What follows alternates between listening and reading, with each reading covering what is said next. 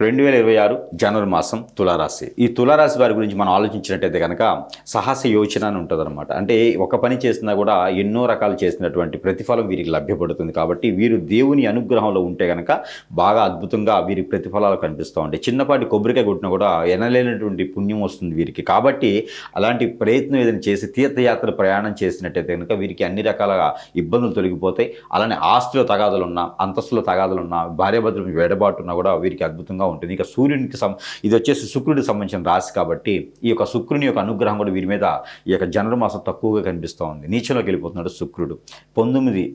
ఫిబ్రవరి 19 వరకు కూడా శుక్రుడు నీచంలో ఉంటాడు. కాబట్టి పెళ్లికి సంబంధించిన విషయాలు కానీ, పెళ్ళి అనుకోవడం కానీ ఇక్కడ ఈ మాసం చేయకపోవడం మంచిది. శుభకార్యాలు ఏదైనా పాల్గొనకపోవడం మంచిది. ఏదైనా శుభకార్యాలు అంటే వేరే ఈవెంట్స్లో కానీ ఇలాంటి వాటిలో పాల్గొనొచ్చు. మనకుగా శుభకార్యాలు నిర్వర్తించుకోకపోవడం మంచిది. తల్లిదండ్రులను పూజించుకుంటే మంచిది. తల్లిదండ్రులు సరిగా చూసుకుంటే మంచిది. ఎవరిని దురుసుగా మాట్లాడకపోవడం మంచిది. ఇక వీరు గోల్డ్, సిల్వర్ లాంటి వ్యాపారాలను చేయాలనుకుంటే కనుక సొంతగా పెట్టుబడులు ఉంటేనే చేయాలి. అప్పు తీసుకురాకూడదు. బ్యాంక్ లోన్లు వస్తున్నాయి కదా చెప్పి వ్యాపారం చేయకూడదు, నష్టపోతారు. వీరికి ఏంటంటే సహాయం చేసే గుణం ఎక్కువగా ఉంటుంది కాబట్టి ఇబ్బంది పడేదానికి ఆలోచన ఉంటుంది. వీరందరినీ మోసం చేసేదానికి ఎక్కువ ఉంటుంది. అంటే ఈ యొక్క తులారాశి వాళ్ళని వేరే వాళ్ళు మోసం చేయడానికి సిద్ధంగా ఉన్నారు. కాబట్టి జాగ్రత్తగా ఉండాలి. జనవరి మాసంలో పెట్టుబడి పెట్టడం కానీ, నా దగ్గర డబ్బులు ఉన్నాయని కానీ, నేను చాలా పేరు ప్రఖ్యాతి పొంచిన వాడిని చెప్పకూడదు.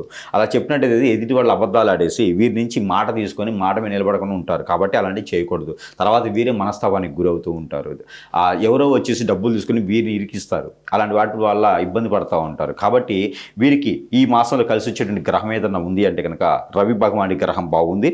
అలానే శుక్రుని గ్రహం కొంచెం నీచలో ఉన్నప్పటికీ కూడా పర్వాలేదు అనుకోవచ్చు. అలానే శని భగవానుడు, అలానే కుజుడు కూడా వీరికి మంచి చేస్తున్నారు. కాబట్టి బుధుడు కూడా వీరికి బాగున్నారు. కాబట్టి ఈ 3 గ్రహాలకు సంబంధించిన పరిహారం కూడా ఒకటి చేసుకుంటే వీరికి అద్భుతంగా ఉంటుంది. ఏ రంగంలో ఉన్నటువంటి తులారాశి వారికైనా సరే. ఇకపోతే తులారాశి వారికి